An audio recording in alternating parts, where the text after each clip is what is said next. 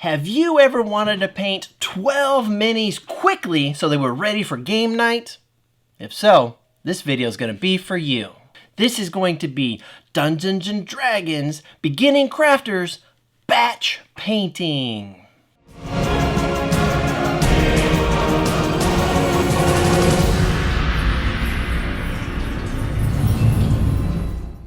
Hi guys, I'm DM Dunn, and today I'm going to show you how to paint 12 minis in less than 2 days so that you can have them ready for game night. Now, the first thing I want to do is I want to tell you I am not an expert painter. I do not enter my paintings into contests. I by no means am that person. The paint jobs that I'm talking about are to make your minis look really cool and really awesome so you can use them on the game table and actually play with them. Not put them in a contest or put them in a display case with a spotlight. There are plenty of YouTubers out there that can help you get to that level if that's what you want, but this is so you can actually use them and play with them. With that being said, there are a couple of different ways that you can do these. I'm going to talk about doing some cultists because that's what I need for my game that I'm running is some cultists. I got this set of 3, which I believe are Reaper minis. Or Whiz Kids, I'm not quite sure. But I think it comes with a set of 3, and there's 3 different poses, which is nice. And I have 2 sets of these because, I needed more than just 3 of them. However, I wanted to have 12. So you could buy, of course, 4 of these sets, but you're going to have 3 of each of these exact poses. Now, that is fine if that's all you have access to, and you can use those. However, my neighbor has a 3D printer, and I was able, I'm not quite sure how, but I was able to convince him to park it at my house so that I could use it. And I'm super stoked that he's allowed me to do that. So I found a file on Thingiverse, which is a free file of a cultist. Now it's kind of a little bit different. It's just the body with no arms. And then the arms are separate. And there's 2 different versions of arms. One holding a dagger and one holding a sword. And that's it. But what makes it awesome is that the arms you put on separately. And you're going to glue them into whatever pose and position you want it. So that gives you way more than just 3 poses. And that's what I'm going with today. You can use these, or you can use the free Thingiverse that I'll put in a link in the below.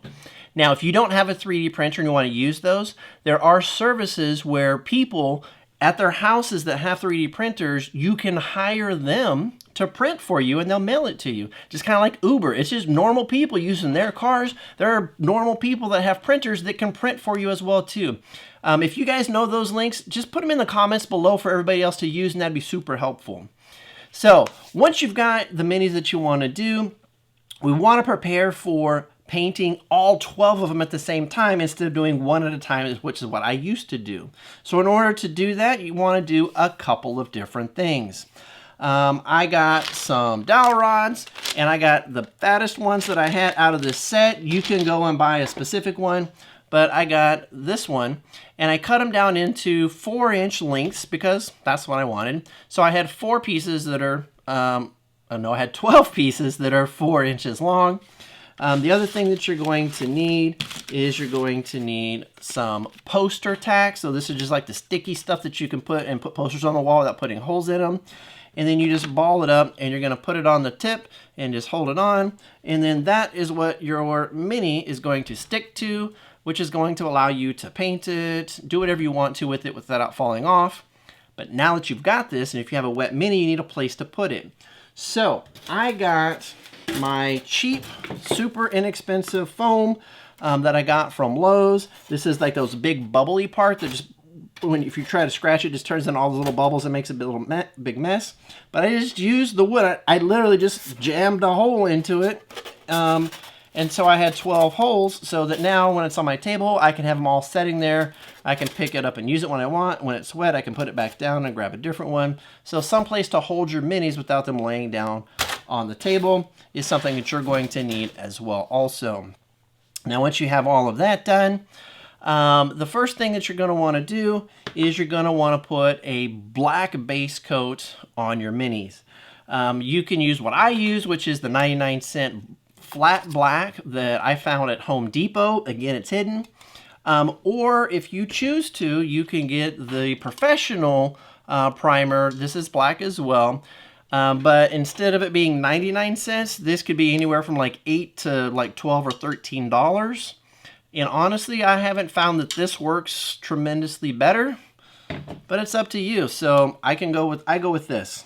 Is what I use. Now, once your mini is dry from the black, you're going to want to do something called a zenithal prime. And zenithal is like when the sun is at its zenith, which is the highest, so like high noon when it's shooting straight down on a mini, and you're going to shoot the white straight down onto the mini. And what that's going to do is going to give you automatic highlights on the things that would be hitting just as it was coming down, like the arm sticking out, the top of the blade, of course the hood, top of the hood, and that's going to give you automatic highlights when you start to paint, and that's a good thing. Okay, so you get that done, and then that's dry. Now, once that is done, now you're going to start to paint. Now, I have an inexpensive airbrush that I'm going to use for this project. You can use your paintbrush and accomplish the same thing. I'm going to use 3 different colors for each set of 3 minis that I have. So I'm going to do 4 sets of 3 different colors. So 3, 3, 3, 3. Okay, you're going to see this in the video. I'm doing all the talking now, so when the video goes, when I cut to me painting, you can just watch it and watch how I do it. I'll line out the color so that you can see the 3 that I'm using. But if you're going to use an airbrush, this is a super inexpensive one. This is the air compressor. There is no big giant machine that's plugged in. This was about $50 when I got it. I'll put a link to it if you want to get it. But if you ask people that have the expensive airbrushes, hey, is it okay? Should I get like a cheap, inexpensive one to start with and practice and get good at before I buy a big, expensive one? Most of them will say, no, save your money and get a big one because these are crap. I use it and it works just fine. But $50 compared to like $500 to $5,000. So that's your choice. And by the way, you don't even need it. You can use brushes, but since I have this, I'm going to use it and I'll show you how I use it today. If you want to use the brushes, that's totally fine. On your minis, you're just going to do the top 1/3 with one color, the middle 1/3 a different color, and the bottom third the final color. And do it while it's still wet so the colors wet blend together versus having like a distinct line, and it'll work just fine. Okay, so with that being said, so we're going to get the 3 different colors on there. Once we have all 3 of the colors that are on there, then after it's dry, we're going to go in with some washes, which are like really thin, not paint, but like really thin down, kind of like inks, if you will. And we're going to put them into like the different lines and the grooves. For example, like my shirt, we're going to put it right in here where these grooves are, and emphasizing the shadows. What we're not going to do is what some people show you is just slap it all on there and it'll bleed down into the deep spots. I'm not going to do that because it's going to dull off my paint job. So instead, I'm literally going to actually put it into each of the different crevices. So that's a difference, okay?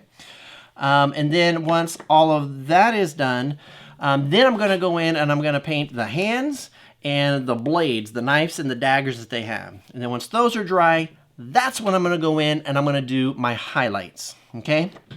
Now, the highlights, of course, are going to be the opposites. You're going to do like the top of the shoulder, the zenith. You're going to redo the stuff that was white, like the top of the head, the top of the stuff like that. But first thing is, don't use a pure white. Use like an off-white, like skeleton bone or old parchment, something like it's not a pure white, because the pure whites tend to be chalky and not as easily to use to paint with. And then the second thing is we're going to use a glaze medium. And I'm going to use this in the paints as well, inside my airbrush as well. And what this does is that instead of just watering it down, making the paint more watery, what this does is it helps to dilute the colors, the pigments, so that they're a little bit more translucent. So whenever we have that zenith, that white initial highlight, when you put like a blue on top of it, it'll make it look like a light blue, and then the darker blue, and then the darkest blue in the shadows. And that's what this will allow that to do, okay? So when I'm doing my highlights, I'm going to do equal proportions. If I do 3 drops of blue, I'll do 3 drops of the medium, or in the highlights, the 3 drops of the off-white and 3 drops of this, okay? So with that being said, I'm gonna do the highlights, and then once that's all dry, we're going to do a clear coat to seal the paint on your mini, because remember, these are going to be minis that we're going to use. We're going to be moving them around on the table, and instead of the paint coming off on people's fingers or just getting chipped off in general, that's going to make it usable, because this is a toy, not a display piece. We're going to use it and play with it, okay?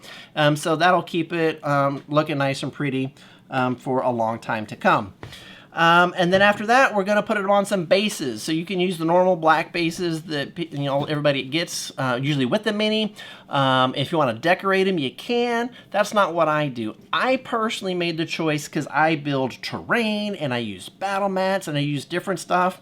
And maybe you're inside on a wood floor, maybe you're outside on a grass, maybe you're outside on the snow. So the terrain's going to be different. So if you had, like, grass tufts, and you're inside a cavern, well, then it doesn't make sense. So I just personally like clear bases. I'll put a link in below, and I don't put any time on trying to decorate them at all. So they're just invisible. When you set them on the board, you're looking at the mini and the terrain, which is what I want my players to focus on, is the mini that I paint and the terrain that I built.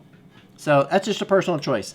If you do choose to use these clear ones, super glue will make, like, maybe you can see this too, will make it streak and make it not look quite as sexy.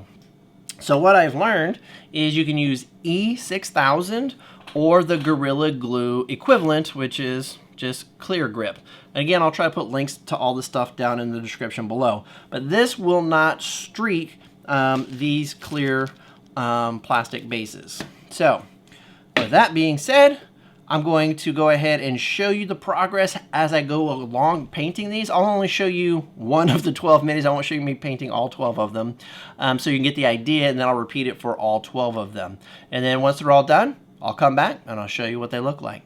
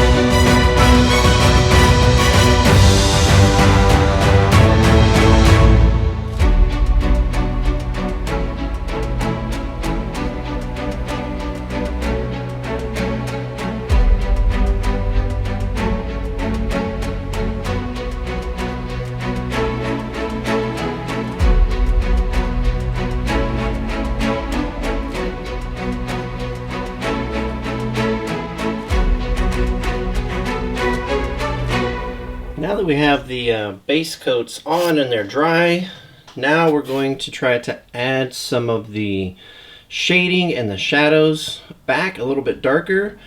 And I'm going to be using some shades. I'm going to be using some black, which is null oil, and I might even start using some of the dark blue as well, since a lot of these are blue.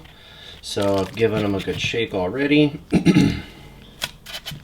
And now, instead of just putting it on the entire mini and soaking it down, I am going to try to be a little bit more deliberate.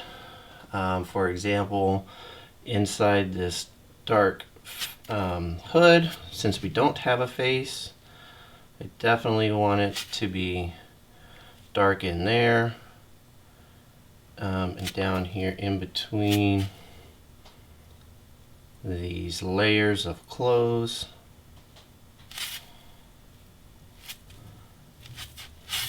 Just anywhere you see where these shadows should be. That was a little bit much, so I try to pull some of that off.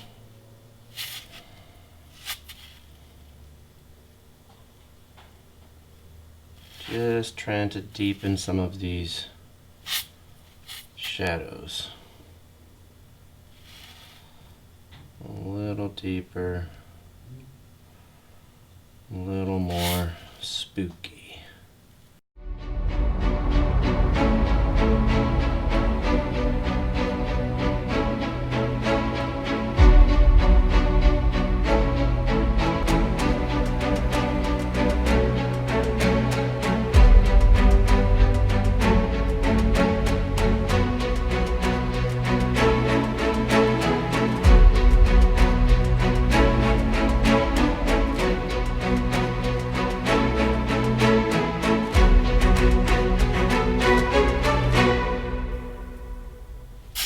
Something kind of like so. And then after we get all of these done with these shadows, then we'll go back in and we'll try to punch in some highlights. Alright, see you then. Now that we've got all of the shadowing in, I'm going to, before I do the highlights, I'm going to go ahead and paint the hands in a flesh tone. And then I'm going to paint the blades. Some of these have daggers, some of them have longer swords, and I'm going to do those in a blade steel.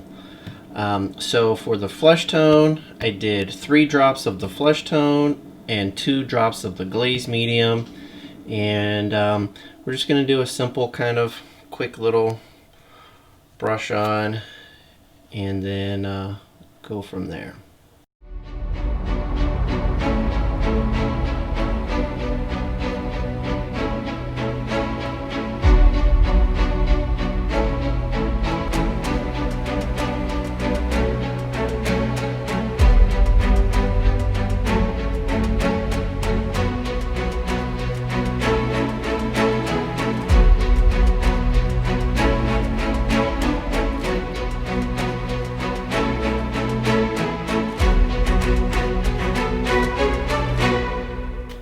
I'll do a few coats of that and then put the blade on, and we'll be back in a little bit.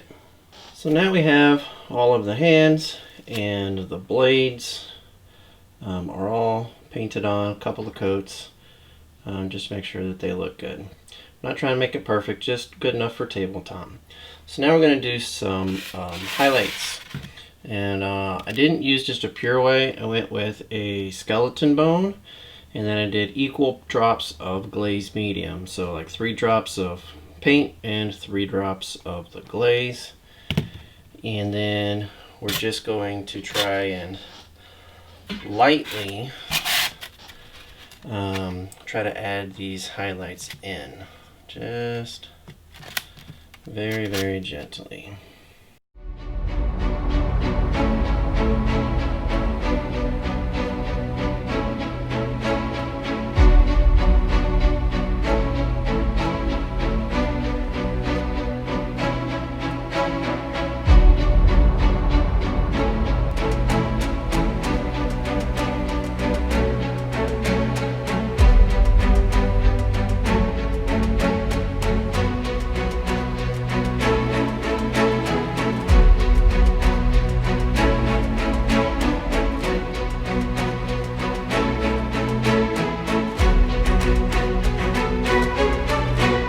All right, everybody, they're all painted and they're all dried up now. So here is what they look like all together doing evil culty stuff.